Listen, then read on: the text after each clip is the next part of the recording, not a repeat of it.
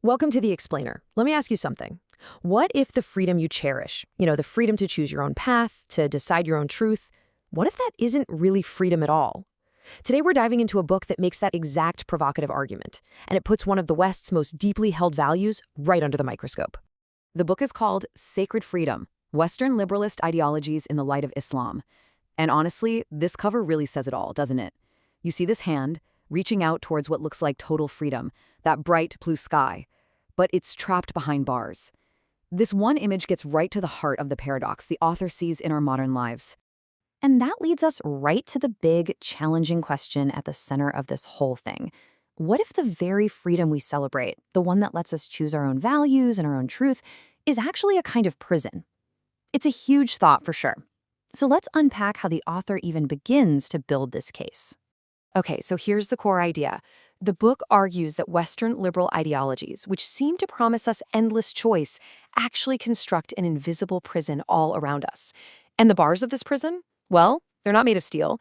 They're made of something you can't even see, our own ever-changing desires and the shifting sands of public opinion. So if we're stuck in a prison we built ourselves, how in the world do we get out? The book offers a totally different way of looking at freedom. It claims that true, what it calls sacred freedom, isn't about having no rules, not at all. Instead, it's found through submission to a higher power, the creator. The thinking here is that this gives you a solid, unchanging moral compass, which frees you from the chaotic, often contradictory world of man-made values. But you might be wondering, how do you even start to argue for something so counterintuitive? Well, it all comes down to one single foundational argument. Before critiquing anything else, the book tries to prove, just using logic, that there is one creator who's the ultimate source of all truth. And the starting point for this argument is actually pretty straightforward.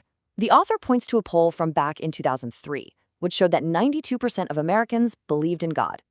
The whole reason for starting here is to find some common ground, right? It's to show that the idea of a creator isn't some fringe concept.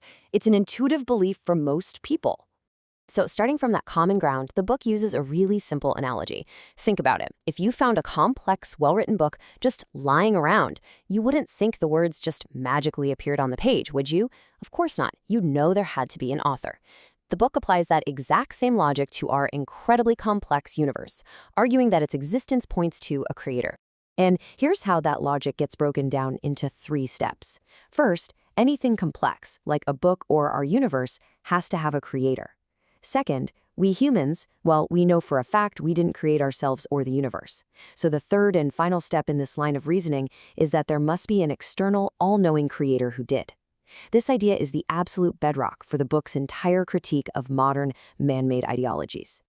So with that foundation now in place, this idea of one creator and one ultimate truth, the author then uses it like a lens to look critically at modern Western ideologies.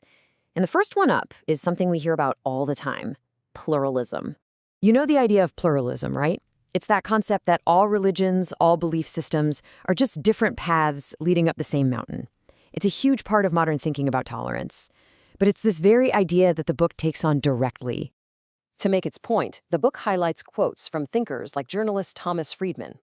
This idea that God welcomes people approaching him in all these different ways, well, it's presented as a perfect example of the pluralist mindset that the book argues is actually logically flawed. And this slide really gets to the core of the conflict the book is pointing out. On one side, you have the pluralist view, many paths to God, who, as one writer put it, speaks Arabic on Fridays, Hebrew on Saturdays, and Latin on Sundays. But on the other side is the book's main argument. If there's only one creator, why would that creator reveal multiple conflicting truths? The book argues that, logically, there can only be one straight way. All right, so after questioning the idea of multiple paths, the book zooms in on where our values actually come from. And this brings it to a critique of humanism, which it basically defines as relying on our own human reason instead of on divine guidance. And check this out. The author uses this quote from researcher David Kinnaman to paint a picture of what this humanist world looks like in practice. This idea of cutting and pasting our beliefs from TV, movies, and chats with friends is, from the book's perspective, exactly what happens when you don't have a single divine source of truth to act as an anchor. And this brings us to a really crucial point. The author argues that because human knowledge is always changing, always limited, it just can't be our ultimate guide. From the book's viewpoint, a world where everyone just makes up their own truth is basically a world with no real truth at all. Okay, so now the book does something really interesting. It pivots and tackles a really common accusation you hear leveled against Islam, this idea that it's a regressive force, that it's just stuck in the past. The author sees this as a major Western misconception that needs to be corrected. This quote from 2001, from the Italian Prime Minister at the time, Silvio Berlusconi, is presented as Exhibit A of that kind of thinking. The author uses this as a springboard to launch a big historical counterargument. And here is that powerful counterargument. The book's point is that, far from being regressive, Islamic civilization was actually a global center for innovation for over 1,000 years. Just look at this list. We're talking about algebra, the foundation of modern science, and even the concept of the modern university. These are things that literally helped build the world we live in today. And this leads to a total flip of the common argument. The book's thesis is that the decline we've seen in parts of the Muslim world wasn't caused by people following Islam too closely. No, it argues the exact opposite, that the decline happened when societies began to stray away from the very principles that had made them so successful in the first place. And that brings us full circle, right back to the book's central, really challenging idea. It completely redefines freedom. It's not about being able to do whatever you want. It's about liberation through submission. The argument is that true, sacred freedom is what you find when you align your life with the clear, unchanging guidance of a divine creator.